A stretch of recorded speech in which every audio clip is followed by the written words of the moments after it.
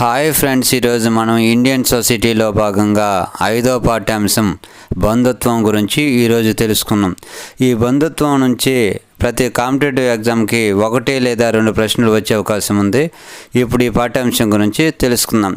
రక్త సంబంధం వల్ల కానీ వివాహం వల్ల కానీ ఏర్పడే సంబంధమనే ఏమంటారు? బంధుత్వం అంటారు. బంధుత్వంపై తొలిసారిగా 1861లో ఎవరు అధ్యయనం చేశారు? Henry Maine.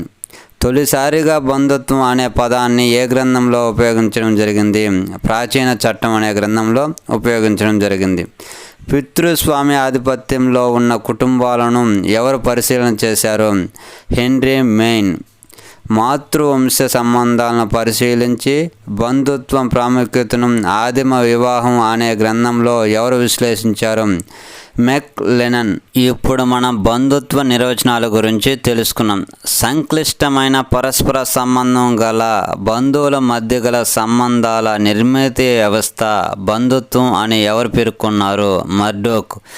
జైవిక సంబంధాలు, వివాహం, దత్తత, సంరక్షణకు సంబంధించిన చట్టపరమైన నియమాల లాంటి కారకాలపై ఆధారపడిన సామాజిక సంబంధాల గుచ్ఛమే బంధుత్వం అని ఎవరు పేర్కొన్నారు?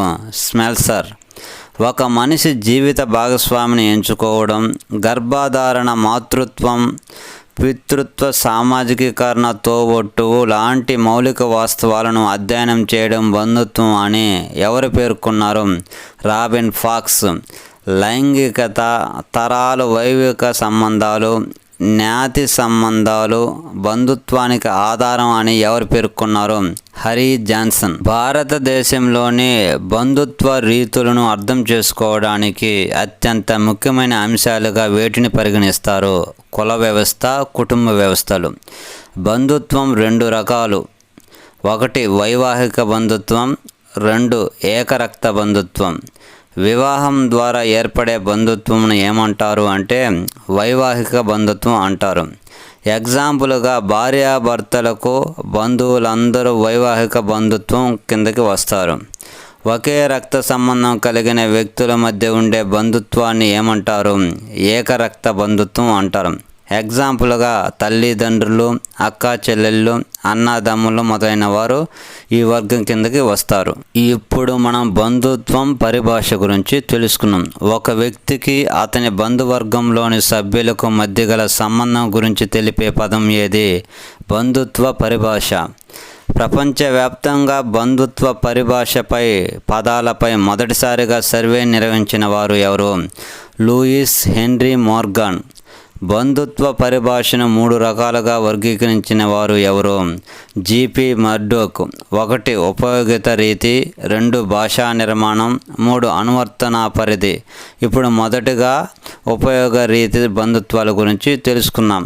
ఇవి 2 రకాలు. ఏ సంబోధనా పదం, 2 అన్వయ పదం. ఒక బంధువు మరొక బంధువుతో సంభాషించినప్పుడు అతనిని సంబోధించే పదాన్ని ఏమంటారు? సంబోధనా పదం అంటారు. సంబోధన పదంకి ఎగ్జాంపుల్గా పిల్లలు, నడి వయసున్న స్త్రీ అంకుల్, ఆంటీ అని సంబోధిస్తారు. ఒక వ్యక్తి మరొక వ్యక్తితో మాట్లాడుతున్నప్పుడు వేరొక బంధువును గురించి చెప్పేటప్పుడు ఉపయోగించే పదాన్ని ఏమంటారు? అన్వయ పదం అంటారు. ఎగ్జాంపుల్గా పిల్లలు తమ స్నేహితులతో మా అన్న ఆరోగ్యం బాగలేదు అని అంటే అన్న అనేది అన్వయ పదం. 2 భాషా నిర్మాణం. ఈ భాషా నిర్మాణం 3 రకాలు. వ్యక్తికి మధ్య ఉన్న బంధుత్వాన్ని సూచించేందుకు వాడే పదాల నిర్మాణాన్ని ఏమంటారు? భాషా నిర్మాణం. ఇవి 3 రకాలు. 1 ప్రాథమిక పదం, 2 ఉత్పన్న పదం, 3 వివరణాత్మక పదం. అతి దగ్గరి సంబంధం కలిగి ఉన్న బంధువులకు వాడే పదాన్ని ఏ పదం అంటారు? ప్రాథమిక పదం. ఎగ్జాంపుల్గా తండ్రి, తల్లి, భార్య మొదలైన వారు. 2 ప్రాథమిక పదాలు కలిపి బంధుత్వాన్ని సూచించే మరొక పదం ఉంటే దానిని ఏ విధంగా పిలుస్తారు? ఉత్పన్న పదం అంటారు. ఎగ్జాంపుల్గా పినతండ్రి, పినతల్లి మొదలైన వారు. 2 ప్రాథమిక పదాలు కలిసి బంధుత్వాన్ని వివరించును కావున దీనిని ఏ విధంగా పిలుస్తారు? వివరణాత్మక పదం అంటారు. ఎగ్జాంపుల్గా నానమ్మ, అమ్మమ్మ. 3 అనువర్తన పరిధి. బంధువర్గంలోని ఒక పదం ఎంతమందికి వర్తిస్తుందో తెలియజేసే దానిని ఏమంటారు? అనువర్తనా పరిధి అంటారు. అనువర్తనా పరిధి రెండు రకాలు. ఒకటి సూచిక పదం, రెండు వర్గాత్మక పదం. బంధుత్వంలో నిర్దిష్టంగా ఒకే వ్యక్తికి వర్తించే పదాలను ఏ పదం అంటారో సూచిక పదం. ఎగ్జాంపుల్గా తల్లి, భర్త. ఒకే పదాన్ని బంధువర్గంలో ఒకరి కంటే ఎక్కువ మందికి ఉపయోగిస్తే దానిని ఏ విధంగా పిలుస్తారో వర్గాత్మక పదం అంటారు. ఎగ్జాంపుల్గా తాత పదం ఇటు తండ్రి, తండ్రికి, తల్లి, తండ్రికి కూడా వాడవచ్చు. సూచిక పదాలు మరియు వర్గాత్మక పదాలు వేటిని కూడా సూచిస్తాయి? లింగ భేదాన్ని మరియు తరభేదాన్ని సూచిస్తాయి. మార్డోక్ సూచిక పదాలు ఎక్కువగా ఉంటే దానిని ఏ విధంగా పేర్కొంటారు? సంకుచిత బంధు పరిధి.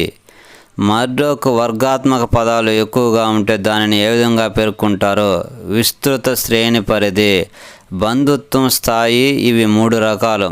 ఒకటి ప్రాథమిక బంధుత్వం, రెండు ద్వితీయ గౌణ బంధుత్వం, మూడు తృతీయ బంధుత్వం.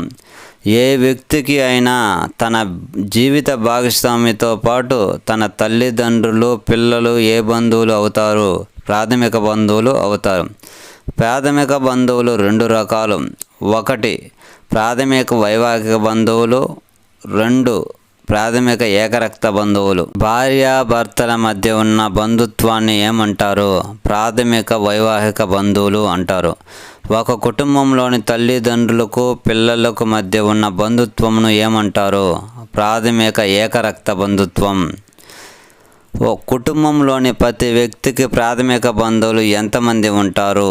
7 ఉంటారు. రెండు ద్వితీయ గౌణ బంధుత్వం. ప్రాథమిక బంధువుల కుటుంబానికి చెందిన ప్రాథమిక బంధువులందరూ ఏ బంధువులు అవుతారు? ద్వితీయ గౌణ బంధువులు అవుతారు. మర్డోక్ ప్రకారం ద్వితీయ బంధుత్వాలు మొత్తం ఎన్ని? 33 ఉంటాయి. 3 తృతీయ బంధుత్వం.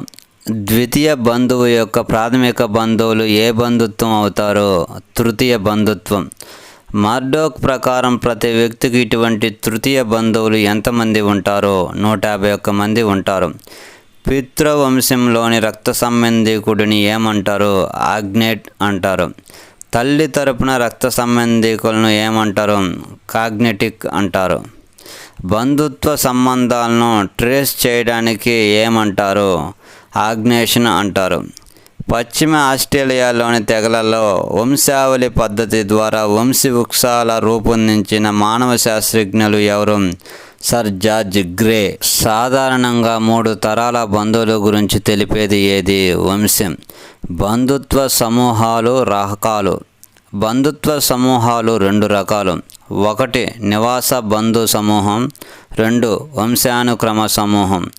బంధువులు కలిసి అందరూ ఒకే గృహంలో నివాసం ఉంటే వారందరినీ ఏమంటారు? నివాస బంధు సమూహం అంటారు. వంశానుక్రమ సమూహానికి మరొక పేరు ఏమిటి? ఏకరక్త బంధు సమూహాలు అంటారు. వంశానుక్రమ సమూహాలు 4 రకాలు. ఒకటి ఏక వంశానుక్రమ సమూహం, రెండు ద్వంద్వ వంశానుక్రమ సమూహం, మూడు మిశ్రమ వంశానుక్రమం, 4 ద్విపార్శ్వ వంశానుక్రమం. ఒకే వంశకర్త సంతతికి చెందిన వారిని ఏమంటారు? ఏక వంశానుక్రమ సమూహం అంటారు. వంశకర్త పురుషుడు అయినా అది పితృవంశానుక్రమం, వంశకర్త స్త్రీ అయినా అది మాతృవంశానుక్రమం. వీటికి ఎగ్జాంపుల్గా కాశీ గారో తెగల్ని ఎగ్జాంపుల్గా చెప్పుకోవచ్చు. పితృవంశానుక్రమ నియమాలను మరియు మాతృవంశానుక్రమ నియమాలను గల సమూహాన్ని ఏమంటారు? ద్వంద్వ వంశానుక్రమ సమూహం అంటారు. ఎగ్జాంపుల్గా నైజీరియాలోని కొన్ని సమూహాల్లో, మన దేశంలోని అస్సాంలోని దింసా, నీలగిరి కొండల్లోని తొడా సమూహంలో ఈ వంశానుక్రమం ఉంటుంది. కొన్ని సమూహాలలోని పురుష సంతానం తమ తండ్రి బంధువర్గానికి, స్త్రీ సంతానం తమ తల్లి బంధువర్గానికి చెందినవారుగా ఏ సమూహంలో భావిస్తారో మిశ్రమ వంశానుక్రమం. ఒక వ్యక్తి తల్లి వైపు, తండ్రి వైపు ముఖ్యమైన రక్త బంధువుల సమూహాన్ని సమానంగా గుర్తించడాన్ని ఏమంటారు? ద్విపార్శ్వ వంశానుక్రమం అంటారు. ద్విపార్శ్వ వంశానుక్రమంను మరొక విధంగా ఏ విధంగా పిలుస్తారు? కిండర్డ్ అని పిలుస్తారు.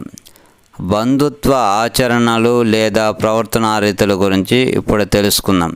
1 వైదొలుగుడు నడవడి, 2 పరిహాస సంబంధాలు, 3 సాంకేతిక సంబోధన, 4 కుహన ప్రసూతి, 5 మతులాధికారము, 6 పితృస్వాధికారము. 1 వైదొలుగుడు నడవడి లేదా నిషిద్ధ సంబంధాలు.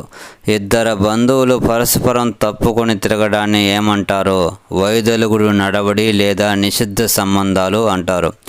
అగమ్య గమన సంబంధాలు ఏర్పడకుండా ఉండేందుకు వైదొలుగుడు నడవడిని ఆశ్రయిస్తారని మానవ శాస్త్రజ్ఞులు ఎవరు పేర్కొన్నారు? James Frazer, Sigmund Freud. ఇల్లరికం వెళ్ళిన అల్లుడు అత్తామామలతో గౌరవంగా మసలడానికి వైదొలుగుడు నడవడిని అవలంబించేవారని ఎవరు పేర్కొన్నారు? టేలర్. 2 పరిహాస సంబంధాలు. పరిహాస సంబంధాలు ఎక్కువగా భారతీయ గిరిజనులైన ఏ తెగలలో ఎక్కువగా కనిపిస్తాయి? గోండు, సంతాల్ తెగలలో ఎక్కువగా కనిపిస్తాయి. పరిహాస సంబంధాలను 2 రకాలుగా ఎవరు వర్గీకరించారు? Radcliffe brown. 1 సౌష్ఠవ పరిహాస సంబంధాలు, 2 అసౌష్ఠవ పరిహాస సంబంధాలు. వదిన మరిది మధ్య, బావ మరదళ్ళ మధ్య, మేనత్త మేనల్లల మధ్య ఏ సంబంధాలు కనిపిస్తాయి? సౌష్ఠవ పరిహాస సంబంధాలు. సౌష్ఠవ పరిహాస సంబంధాలు హో తెగలో ఉన్నాయని ఎవరు తెలిపినారు? ముజుందార్. ఒకరిని ఒకరు పరిహసించుకోవచ్చు కానీ రెండవ వాడు తిరిగి మొదటి వాడిని పరిహసించరాదు అని ఏ సంబంధాలు పేర్కొంటాయి? అసౌష్ఠవ పరిహాస సంబంధాలు పేర్కొంటాయి. ఎగ్జాంపుల్గా ఓరన్, బైగా తెగలలో చెప్పుకోవచ్చు. 3 సాంకేతిక సంబోధన. సాంకేతిక సంబోధన మొదటగా ఉపయోగించిన వారు ఎవరు? టేలర్. ఒక వ్యక్తిని పలానా వాని తండ్రి, తల్లి అని పిలిచే బంధుత్వం ఆచారాన్ని ఏమంటారు? సాంకేతిక సంబోధన అంటారు. ఎగ్జాంపుల్గా గిరిజన తెగలో సంతాల్ తెగను చెప్పుకోవచ్చు. 4 కుహన ప్రసూతి. భార్య ప్రసవ వేదనను అనుభవిస్తున్నప్పుడు భర్త కూడా గది బయట ప్రసవ వేదనను నటించడం దేనిని తెలియజేస్తుంది? కుహన ప్రసూతిని తెలియజేస్తుంది. కుహన ప్రసూతి భార్యాభర్తల మధ్య పటిష్ట బంధాన్ని సూచిస్తుందని ఎవరు పేర్కొన్నారు? మలినస్కీ. కుహన ప్రసూతి ఎలాంటి తెగలలో గమనించవచ్చు? ఎరుకుల, కాశీ, తోడా తెగలలో గమనించవచ్చు. 5 మాతుల అధికారం. ఒక వ్యక్తి జీవిత విశేషాలన్నిటికీ తల్లి సోదరుడు బాధ్యత వహించే ఆచారాన్ని ఏమంటారు? మాతులాధికారం. 6 పితృస్వాధికారం. ఏ అధికారంలో వ్యక్తి జీవిత విశేషాలన్నిటికీ మేనత్త బాధ్యత వహిస్తుంది దానిని ఏమంటారు? పితృస్వాధికారం అంటారు. ఇప్పుడు మనం గోత్రము గురించి తెలుసుకున్నాం. ఈ గోత్రాన్ని ఇంగ్లీష్లో క్లాన్ అంటారు. క్లాన్ అనే పదం ఏ భాషకు చెందిన పదం? గాలిక్ భాషకు చెందిన పదం. గాలిక్ భాష స్కాట్లాండ్, ఐర్లాండ్లోని ఏ జాతులకు చెందిన భాష? కెల్ట్ జాతులకు చెందిన భాష. రక్త బంధు సంబంధాల ఆధారంగా కొన్ని కుటుంబాలతోనూ వంశాలతోనూ ఏర్పడే సంస్థను ఏమంటారు? గోత్రం. మాతృవంశీయ గోత్రాలు ఎక్కువగా కనబడే సమాజాలు ఏవి?